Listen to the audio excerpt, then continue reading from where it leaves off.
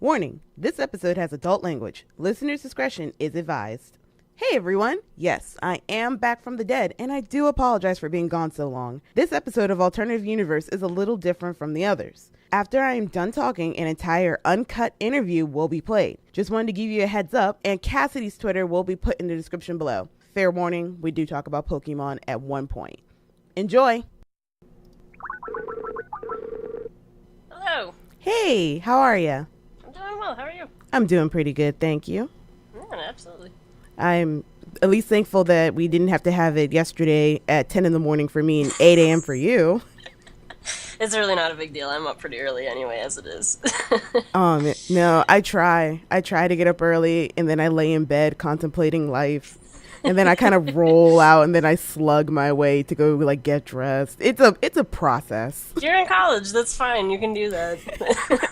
Take advantage of it, man. I should, but see, people say you're in college, enjoy it, and then I go to my professors, and they're like, "You're supposed to be an adult. You should adult well." And I look and say, "I can't adult. I want a cat. Can I cat instead? I'm good at catting." Oh yeah, cat is good. Cat is very. And they go, "No, you're gonna graduate soon." I'm like, "I'm not ready." When do you graduate? This May 14th. Oh, way to go. I'm excited because I'm done with grades. Yeah, that's awesome. I want to adult, and then as soon as May 14th hits me, I feel like I'm going to be like, "Yep, not ready." It ain't that bad. There's a curve to it. I figured. It's like I'm gonna learn the trades and the secrets. I'm gonna mess up maybe 5 times, but I'm gonna learn. Absolutely. I love it. You ready to get started? Yeah, let's do it. All right. Can you please give me your name and I guess your position? I usually say title, but position for you. Sure. My name is Cassidee Moser, and I am a freelance writer. Okay. In your own words, what is a freelance writer or reporter? I have seen them referred to as like mercenaries, like word mercenaries, kind of jokingly, and I think that's actually a pretty decent comparison, right? Like, on the one hand, I do a lot of work for a bunch of different outlets, be it, reviews and news and features and all sorts of written content, but at the same time, I also help out with some more random things. Like, I've helped put together calendars before, I help manage IGN's Snapchat account, and I help kind of curate some of the written content on there.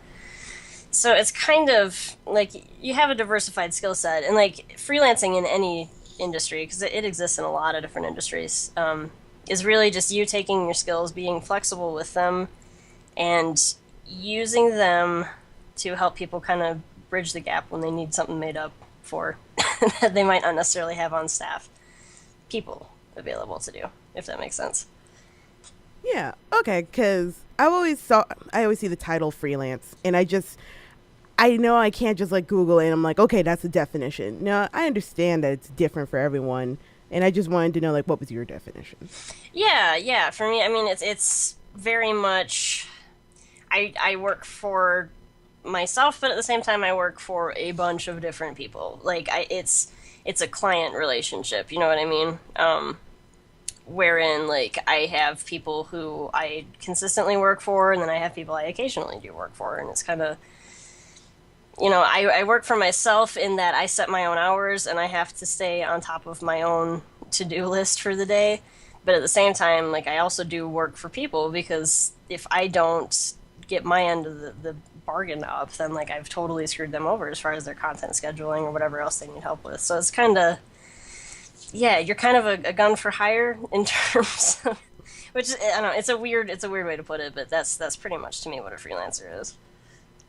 Okay. Oh, and can you hear me, by the way? I meant to ask this earlier. You sound fabulous. Oh, thank you. I can hear you loud and clear. Okay, good.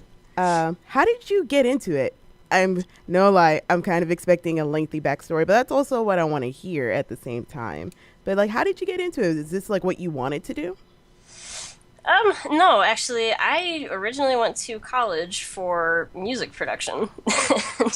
That ended up not being something that the more I got into it, the more I was like, this is not for me. So I took a year off of college, actually, and kind of worked full-time and sort of explored my options, and I sort of came down on the line of, like, I have always enjoyed writing. I do it for fun, so why not see if we can make some money off of this? So I actually started out writing fiction. Like, in my head, my 18-year-old head at the time, like, I was going to write the next bestseller or whatever. And like that was just going to be all hunky-dory and cool. And so 4 manuscripts later, I still hadn't sold any books.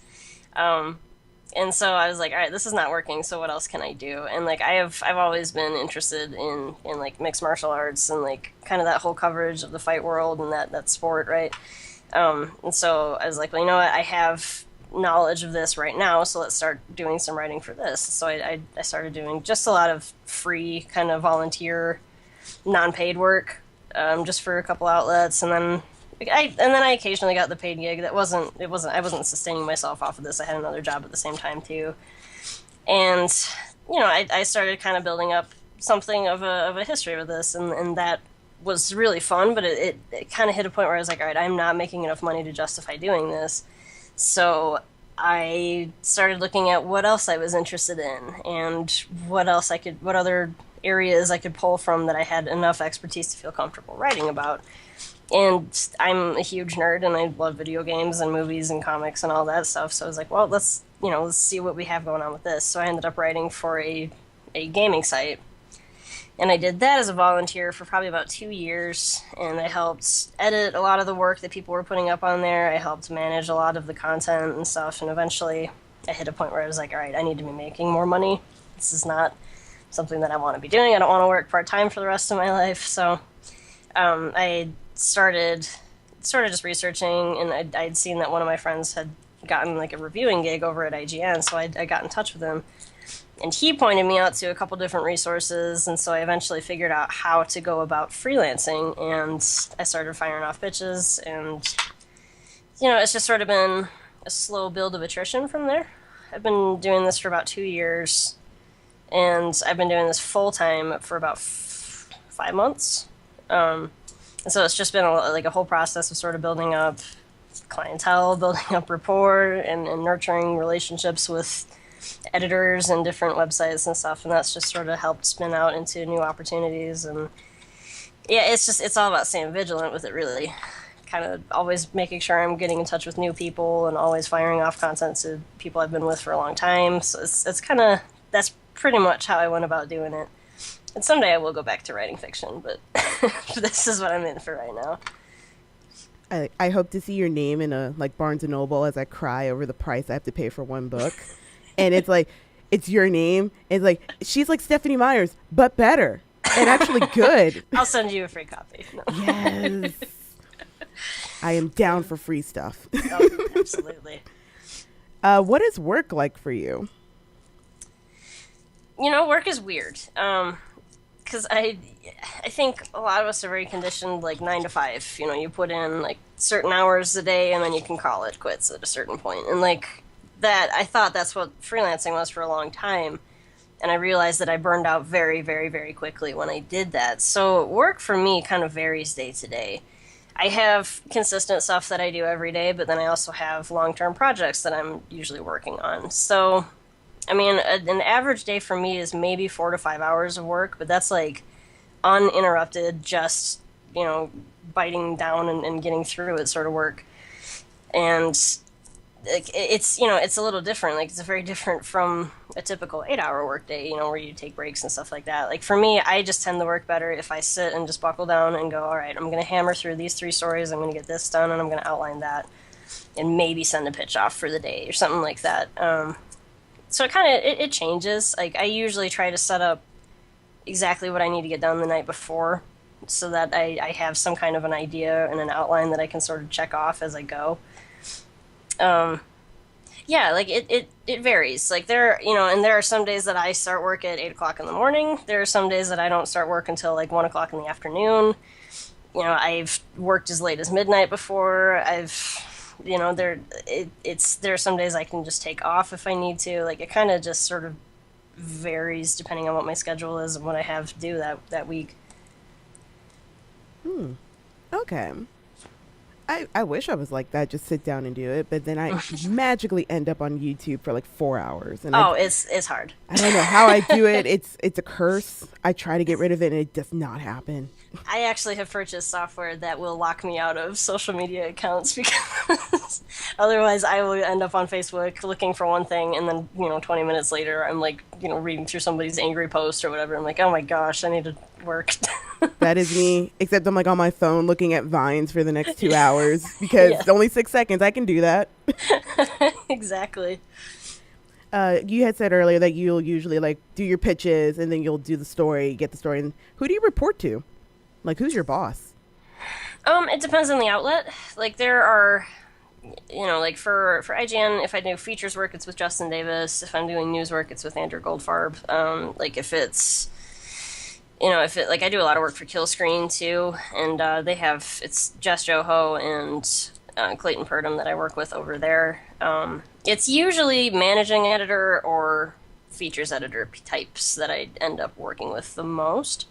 But it varies. I mean, I have, different contacts at different outlets, and they have, it's kind of a weird knock-on effect for, like, they have contacts, and they get in touch with people, and then eventually you sort of wind up with the person that's in charge of whatever project you're helping out with. Okay. Where do you work? As in, like, the location? Yeah, I guess like your own like personal space or office. Oh, sure. My bedroom. That sounds glorious.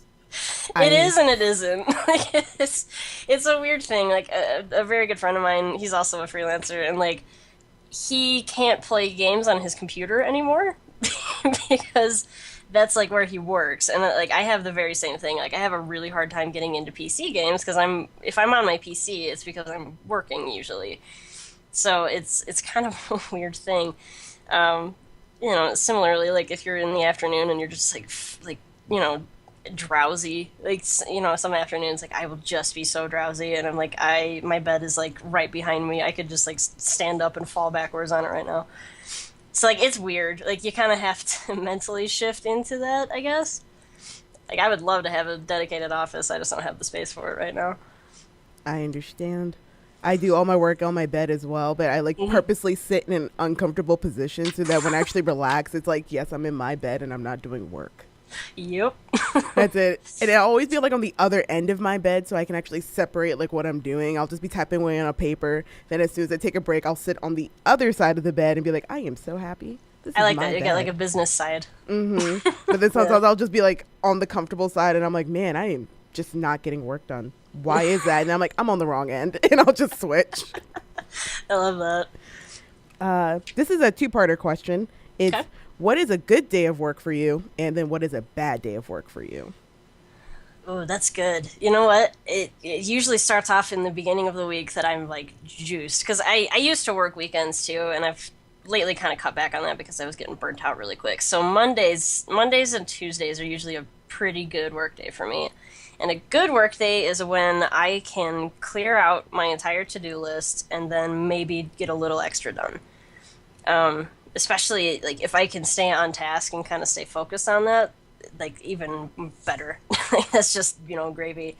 A bad day for me is usually a day that maybe I'm a little more stressed out, or maybe I'm a little more just like, it's like Friday for me. Like Friday is usually a pretty tough freelancing day for me because I'm just like, I just want to chill. Like I have Fallout 4 on my PS4 and I just want to sit and do that this weekend.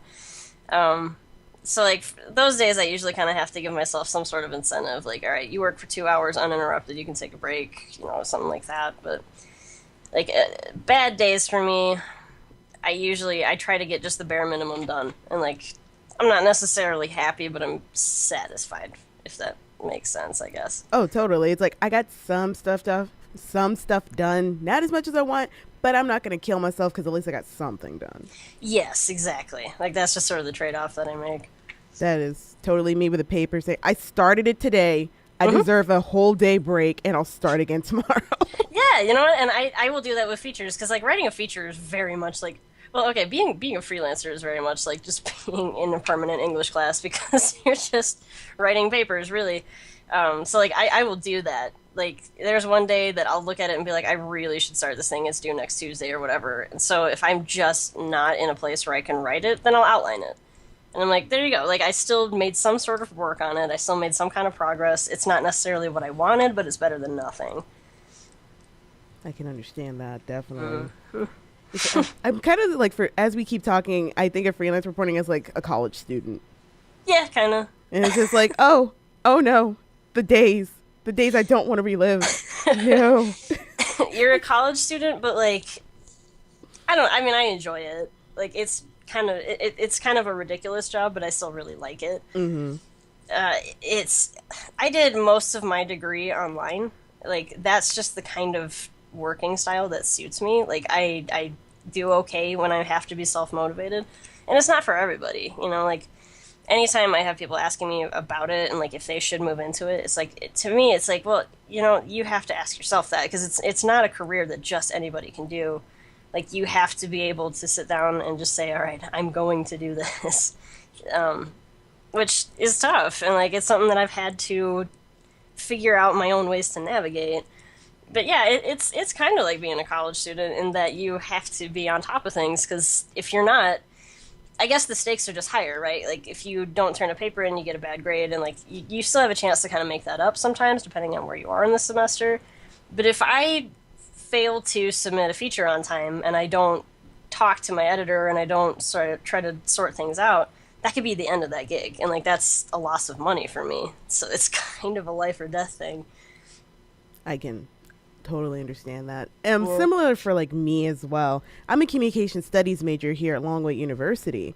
Mm-hmm. And so like, I look at you and like what you get to write and like get to talk about is living the dream. I love video games, and I would love to be similar in your situation. Mm-hmm. But I would like to be handling the social media side more. Oh, sure. Oh, yeah. And it's just like, oh man, I would love to like do what this person's doing. I'm like, but I always have to remind myself, saying they're human. They had to go through struggles. They had to like just get through the tough shit and just, I'm sorry, I curse. No. Oh, hell. You're fine. Don't worry. But it's like, I got to work for it, and I know it. I mean, it's like, I really just got to buckle down. You're smart though. I mean, that's like, going after social media is super smart, because that's something that that's the gravy train right now, man. Like, everybody's trying to get on that. It's like with IGN Snapchat thing, like, I know nothing about Snapchat. Like, they approached me about it, and I'm like, cool, now I gotta download Snapchat and figure out how that works. But it's super smart. Like, that's a really good niche for yourself. I try. I even look at Snapchat, I'm like, what am I doing? I have no idea. Like, I was trying to figure out how to add people on it the other day. Like, I'm 26 years old, and I'm looking at it, and I'm like, I feel, like, old. Like, this is, like, this is, like, the first, like, those damn kid moments for me. Like, it's so weird. Especially when people do, like, the face thing. I'm like, how did you do that? I know. Teach me. And I'm just, like, 21. I'm surrounded by all college kids, and they're all doing it, like, no problem. I'm like, you youngsters, teach me. It's so weird. Yeah. I have another two-parter question. Okay. What is the hardest part about being a freelance writer, and what is the easiest part? Hardest part for me is staying organized. I am terrible at being organized, and that's something that I still am working on. Like my biggest, like, challenge, I think, is staying on top of who has paid me and who has not, and keeping track of tax stuff. Like, it stresses me out to the point that I'm just like, I'm not going to deal with it, but then I have to, so then it's just like a mad dash before I go to file taxes. And it's really not great. So I'm trying to start keeping better records of, you know, this is when I submitted this on this date, and, you know, this was paid on this date, this was paid in full, like, things like that I'm trying to get better with. That's probably, like, the biggest struggle for me right now, because it's the least fun part. It's the adult part of it, and I don't like that. The easiest part of it, like, the best part of it, I mean, like, probably being able to sort of learn new things and sort of tell new stories. Like, I don't like calling myself a journalist. It feels weird. But doing sort of like the journalisty kind of stuff, like where you're exploring trends and meeting with people and talking to them and writing about it, like that, I really enjoy doing. Nice. I see myself similar in you in that aspect, because I love video games, as I've stated. And even with all the assignments I have to do, like, yes, this is for an assignment, but it's also a chance for me to get to, like, talk to you and get to know more about the field.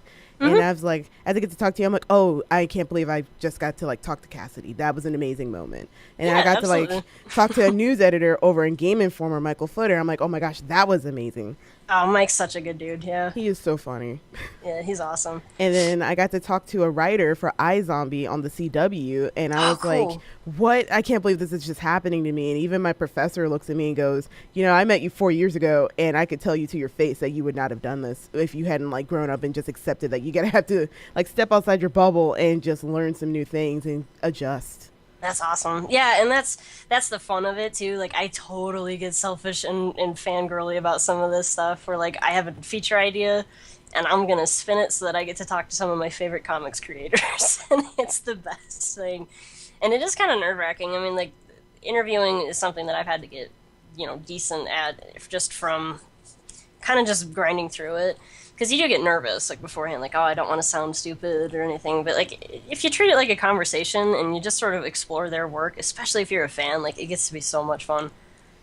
That's what I've definitely had to learn of. I can't do like traditional, okay, let's be business and adult. No, I have to have it conversational. Otherwise, I don't believe I have a speech impediment problem, but whenever I get too nervous, I'll start to stutter. Oh, my mind will Oh go yeah. faster than my mouth can keep up.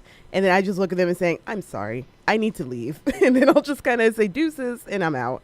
And then I'll No, just like come back absolutely. to them saying, I don't want to because it's against everything that I've been taught for the past 4 years to email questions, but can I do that so I don't have to talk to you? It is the easier route, I know. No, I think you're really solid at it. Thank you. It's just that, and I like it when I can establish a good relationship with the person I'm talking to, and I can see like, oh, sweet, they're like really calm and laid back, and I can joke here and there, and it'll just be way easier for the both of us. Oh yeah, absolutely. And I think a lot of the time when you get people like that too, they tend to let their guard down a little bit so that you get better responses and you get better content for your whatever you're working on. Definitely. Do you mind if we talk about pay? Sure. I don't have any problem with that. How do you get paid? I get paid from submitting invoices to people. So what'll happen is I'll do, let's say I do a feature. Okay. Average pay for a feature for a big outlet, it's usually anywhere from $150 to $200. It's not necessarily like, I'm not going to run out and buy a Porsche with it afterwards, which is why it's really important to keep consistently pitching and getting new ideas and new work out there. So what I do, hang on just one second. Okay.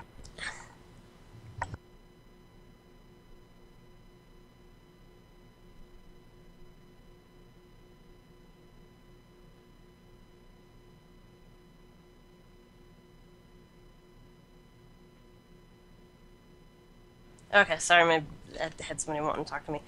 It's fine. Anyway, yeah, so you'll write this feature up, right? And then usually as soon as it's published is when they want you to send an invoice in. And that can be for any number of reasons. Sometimes something weird happens and it falls through the cracks, so it's just kind of, that's usually the case. And so what'll happen is I will submit the invoice to the editor, usually the person who commissioned it. Sometimes it's somebody else. It just sort of depends on what the work is.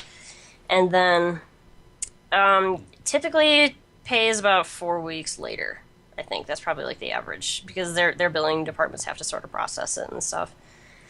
And that can be, that's kind of tricky sometimes. Like I'll go for weeks without a paycheck, and it's like, all right, I got to be really smart about budgeting this month. So it's kind of one of those where it's an inconsistent thing. And like I used to have a job that was a biweekly paycheck, so like getting used to that has been interesting. But most of the outlets I write for have kind of their own way of going about doing things too. Like one of them likes it when you submit just one invoice at the end of the month for all the work you did that month. Another one, they kind of like it if you sort of let work pile up just a little bit so that it's easier for them to track the invoice. I've had some outlets that send payment and I get a check like 2-3 days later. I've sent some outlets an invoice and gotten a check like 2 months later. So it's kind of a toss-up. That's why it's so important to stay organized and stay on top of things so you can sort of follow up with people and check in on the status of payment and all that. Definitely. Can you please explain what an invoice is? Sure. So an invoice is a piece of paper that pretty much says, hey, you owe me this much money. There are various templates for them. There's just one standard one that I use typically. A lot of these outlets also have their own custom invoice templates that they like you to use too, which, you know, kind of gets annoying because then you have to make sure that you're submitting the right invoice template to the right person, or else they get grouchy. And so it's, you know, I keep a little folder on my desktop that has all of them in there. And basically what it is you fill it out so that you have your name, your address, your phone number, your email address, your personal invoice number, sometimes their personal invoice number, depending on what outlet it is. And that just helps them track it, helps you keep track of it, and then the date that it's submitted on. And then below that, you usually put the name of the work or the whatever you're submitting for. So if it's news stories, like I have to do every news story that I wrote up, I just have to put that headline and then the date it was published. You know, if it's a feature, I just say like feature dash whatever the title of it was and the date it was published, and then you put the amount that you and the editor agreed on before publishing for it to be invoiced for. And then usually I submit that to, like I said, the person that commissioned it. Sometimes they want you to send it straight to the billing department. It just sort of depends on who you're working with. Oh, okay. And you get paid per story? Typically. Okay. It depends on the outlet. Oh, okay. Mm-hmm. Are you treated differently by those who are employed writers, like by the company?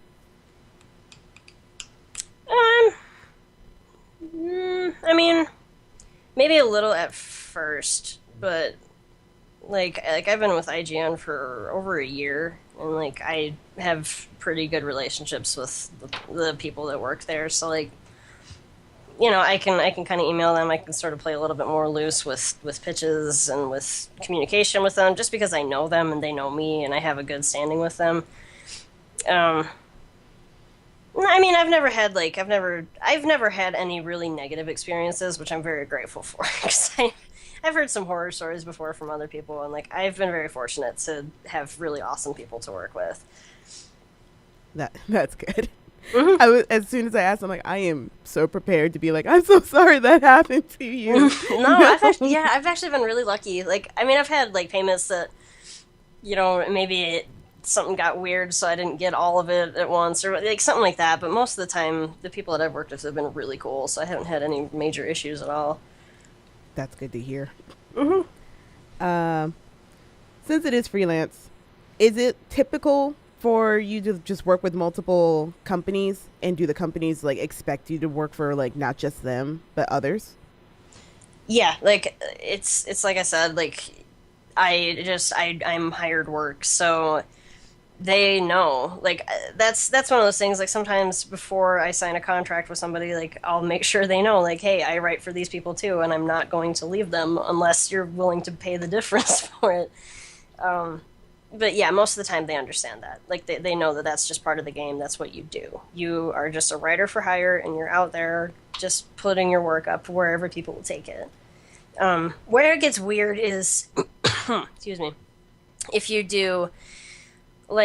double up on content, right? So like I can't review the same game for two different outlets. Like that just gets kind of gross. Like it's weird. Like it's weird, from an SEO standpoint, it kind of makes things messed up, and then from a relationship standpoint, it's kind of messed up.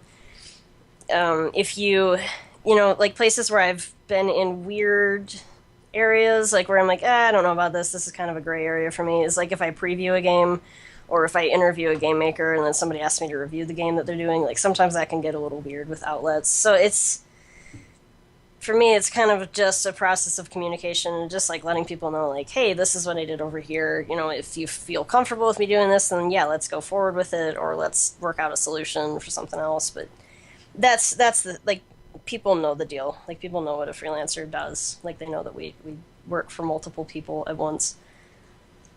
Okay. Is it possible to be a freelance writer for one specific company? Yeah.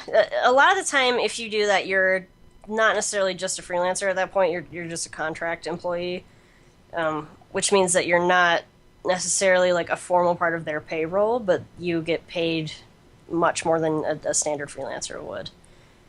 Okay.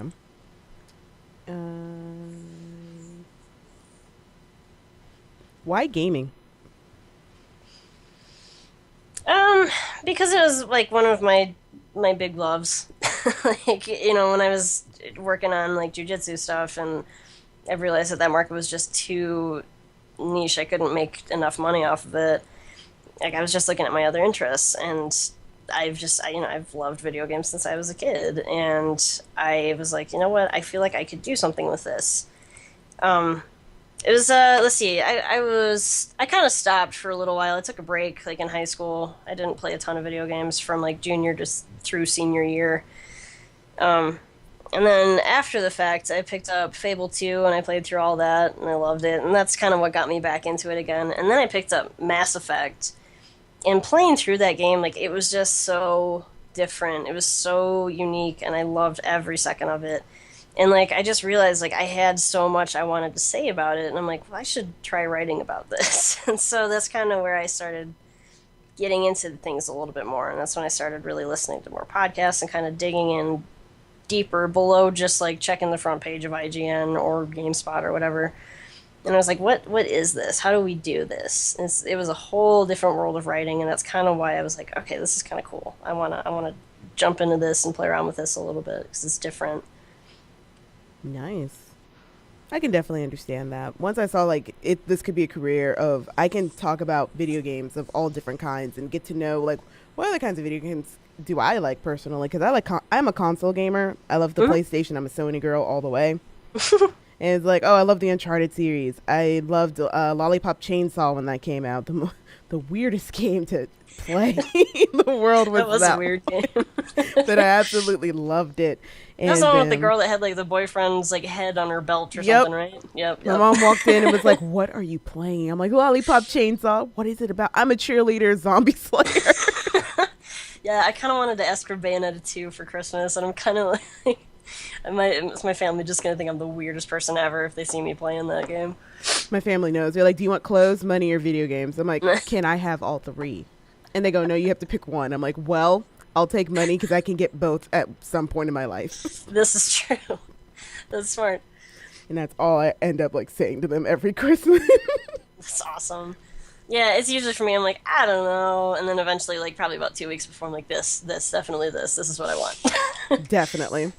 Yeah, and I should say, too, like, I've diversified a little bit, where, like I still, most of my work is about games. But I also have kind of diversified just because I think that there's a lot of really good ideas that can be, let's see, not even just that. Like, I think it's really important to be versed in all kinds of media, not necessarily just focused on one.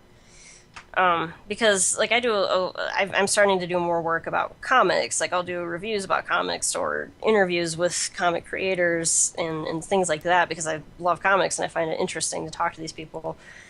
And that helps me understand more about game creation, and that it gives me a different lens to look at things, too. Same thing with movies. Like, I really enjoy TV and film, and so I like to kind of write about those from time to time, too, especially if there's something that I find really striking or interesting.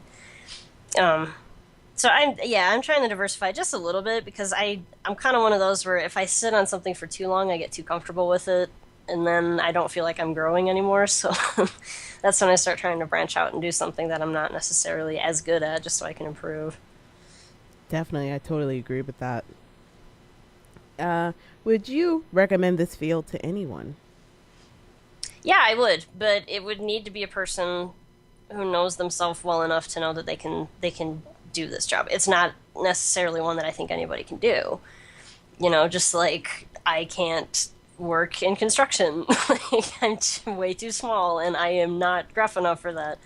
Or, it's a job that in order to be successful in freelancing, you have to be self-motivated and you have to be willing to, like when I first started, like there were weekends that I wouldn't hang out with people because I was working on things.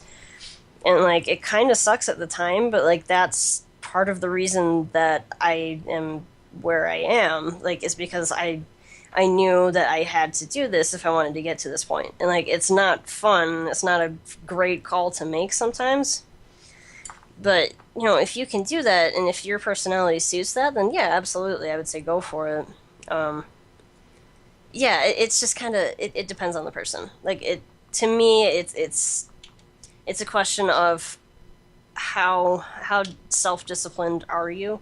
And that's not necessarily saying like, oh, one person who's self-disciplined is better than another, because it's not. Like, it's just different people, different things, right? Like, that just suits different people. So if you do better when you have somebody telling you what to do and keeping you on task, then by all means, like, go for a more traditional staff job, or if you feel like you're comfortable keeping yourself in line and always going after new gigs and new opportunities, then, give it a shot. Like, it can't hurt either way. Definitely. We kind of started to answer my final question of, okay, you've recommended this field to someone. What advice would you give them or want them to know that you wish you knew when you got started? Don't be afraid to evolve. Like, when I first started, it was always like, oh, I'm going to do this. And, like, I see this occasionally, too, where kids are like, I just want to review games. I'm like, all right, cool. Like, you can do that. You won't make any money. Because those jobs are so few. Like, you have to be able to diversify. You have to be willing to kind of sometimes do things you don't necessarily want to do, just so that you can get that experience and that knowledge, and it will ultimately make you better at what you're doing. So don't be afraid to say yes to things and to try new things that you might not necessarily be comfortable with, because it always comes back to help and enhance the thing that you're there for, like your core work in the first place. Nice. So be a Pokemon and evolve. Exactly. Why be a Pikachu when you could be a Raichu? And you can learn new moves. That's a really good metaphor, see? There we go. Yes, exactly. Copyright trademark mine. I like it. Yeah, you can have that one. It could be a co-ownership kind of thing. You can use it too. I bore witness to it today. That was my final question. Is there anything else you would like to say?